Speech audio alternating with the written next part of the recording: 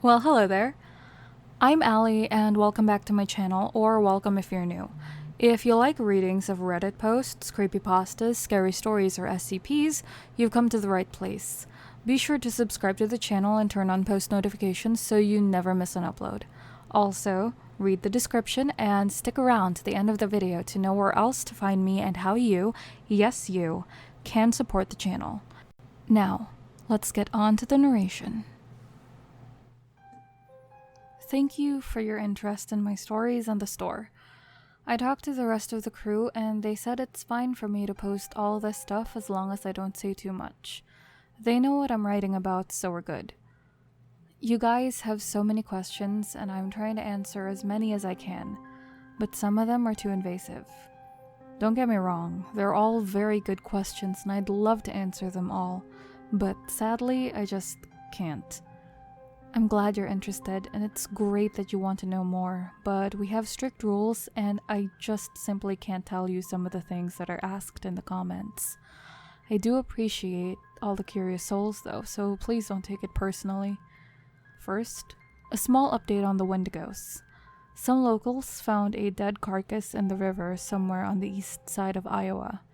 They thought it was a decaying deer or other animal, but at a closer look they quickly realized that it was not an animal at all. They obviously knew the legends about Wendigos and they connected the dots. Special Forces has been alerted and they confirmed their speculations. We don't know how this one died. There was not a single burn mark on it, but the body is going to be transported to a special location and examined. Hopefully, it was the only one out there and will be down to just Maine and Ontario. Stay safe, folks. I also have better news to share. After years of silence and searching, we finally got a hold of the one and only Yeti. It felt like forever since we first heard of him or her, and now we get a chance to see and locate it. Like a large white bear-like thing, you know? But it was like standing. But not like a bear, you know? Huge, it was huge! No bear can be this huge, right? Explained in broken English by a guy from India. He was very confused, but tried to describe the thing the best he could. And you saw it where? In the woods? No. Behind the tree outside my house. So just a single tree? Is there a forest? What was it doing? Did someone else see it? Tree outside my house, just standing there, like a man. It looked like a bear, but I saw some bears in my life and they don't do stuff like that. I don't know, I didn't see anyone. I'm not gonna write down the entire conversation. You get the idea. What puzzled me and my friends the most was that the sighting occurred in the middle of the day in a remotely populated area. Was it confused? Scared, maybe? Was it looking for help? We didn't know, and the guy didn't know either. We sent some of our people to investigate, but they didn't find anything. We sent an order to search every forest, every cave, and to make helicopter rounds at least 3 times a day. Nothing. And we had nothing for years. We even set up a base to be there at all times, and we still haven't gotten anything. But recently we got a call from Tibet that claimed to have the snowman, so we immediately went to see what was going on. They really did get a hold of our Yeti. They located a cave that was inhabited by something, so they decided to watch it to see what was living in it. It turned out to be the snowman. We don't know if it was the same one from India since the locations were not close to each other, but we were too happy to question it. We sent out a team and they took charge of the investigation. We now have the exact location of Yeti and we're kinda spying on it. We still don't know if it's a he or she. The name says snowman, but honestly no one ever got close enough to know, and like, how do you even check? Just ask? Of course we're doing everything from a distance to not disturb it. What if there's more than one? What if it has kids? So many questions and even more answers that we're very excited for.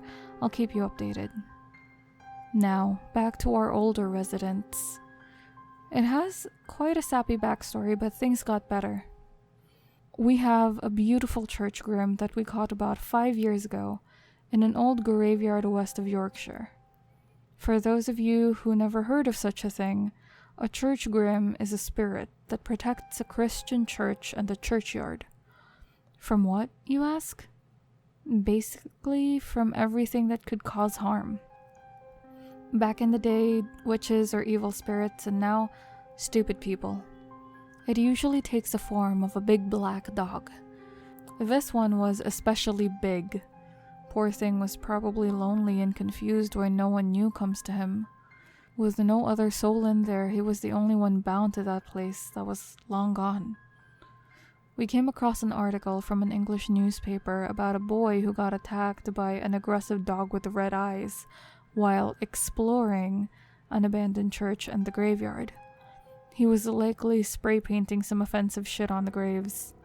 Luckily, the guy was just lightly scratched, but we all know what was coming for that dog. We thought that it might be a church grim or a black shuck even, and we decided to go and see for ourselves. Normally, we wouldn't get involved, but all the red flags were up. We did some asking around and we located the graveyard, showed up at night, and waited. At some point, we spotted 2 red dots flying around one of the tombstones and we made a run for it. Sadly, we had to use some force to take the dog because we knew that it was better if we get him rather than the townsfolk get him. We also heard that the graveyard was going to end up relocated or something like that, so we didn't have a choice. He was impossible to catch and he left us all bleeding, but we finally had him. So now, Church, a small tribute to Pet Cemetery, lives with us and he's a very lively and happy pup. It's like he's not a ghost at all. He loves to play fetch and he's very protective of us. He was timid at first, but he quickly made friends with our hellhounds and other dog-like creatures. He loves hellhounds the most, though. We even made an exception to the rule and moved him to their cell recently because they were happier that way. Speaking of hellhounds, yes, we do have hellhounds. Like actual hellhounds. From hell. Don't ask me how we got them because it's a terrible story, but they're here with us and they're very energetic. Some of you asked me about my favorite cryptid and I said Bigfoot each time. But actually, now that I'm writing this down, I have to say that I also really love Church and the Hellhounds. Good boys are my weakness. Also, another quick fun story. Once, someone showed up on our doorstep visibly scared. He said he had something for us in his truck. So we go to his truck and we see something enormous under a blanket. It was Cerberus. A sleeping Cerberus. I'm telling you, man. It ate my dog's food and passed out in the shed. My dog has to take these meds that make him sleep, so I put it in his food and, he ate that. I mean, this ate it. My bongo didn't even get to take a bite. And a whole ass bag of dog food, too. My lord, it ate everything. He was sweating like crazy. He probably thought he was losing his mind. I don't know how Cerberus could pass out from such a small dose of sleep medicine, but it did. And I was sleeping like a baby. If I wasn't in this job, I would tell this guy to go check if his brain is where it should be. But somehow it all made sense to me. We took Cerberus in, and after about a week, another guy showed up. He was dressed in a white suit with that tailcoat thingy in the back. He had brown curly hair and a full-grown beard. He was quite nicely tanned and honestly really good looking. He had very dark eyes, but there was something unusual about them, like little sparkles flying inside of them.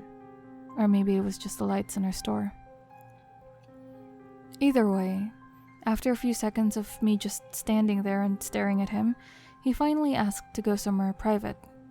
I took him to a small room that serves as our office. He introduced himself and explained why he came. Guess what? Hades came to my store to get his 3-headed dog that got lost. You know, like he usually does. I asked my boss to come and help because I was hella dumbfounded. I've seen some things, but that was just plain weird. The last time I checked, Hades didn't wear suits. He definitely didn't speak fluent English, and Cerberus didn't just go missing from the underworld. I had a headache for 2 days after that. It was really Hades, though. He showed us some things that only a god could do, and when we let him in the basement, Cerberus recognized him. We signed some papers and they went back home. I haven't encountered anything weirder than that, at least yet. I can tell you that Hades is a really nice guy, though. He was polite, well-mannered, and he seemed to care about his pup. He was a little intimidating, but what else can you expect from the ruler of the underworld? Before you ask, I don't know if other Greek, Nordic, or any gods exist, or if they roam the earth. 3 years ago, I would say hell no, but now I lean towards they probably do. I haven't seen or met any of them except Hades, but if he was here, why not the others? Personally, I'm not religious, but when a god physically stands in front of me, I won't question it. Did any of you meet a god? I know it's a weird thing to ask, but I'm curious. Anyway, sorry for not posting for such a long time. Summer is hard for us because we have way more customers upstairs, and we also had to deal with way more injuries. Some cryptids are more active during summer, so we go out more as well. I'll try my best though. If you want more, I'll give you more. I already have some news and encounters written down that I thought you might like, and there are a few things happening currently, so I should be back with another post. Stay safe, folks. Be careful around ponds and hide when you hear howling. It's werewolf season. Hey guys, Ali here. Thanks for sticking around this far into the video. If you like my videos, be sure to subscribe to the channel and turn on post notifications so you never miss an upload. Also, check out the description so you can follow my social media and find out how you can support the channel. Thanks, and I'll see you in the next upload. Bye!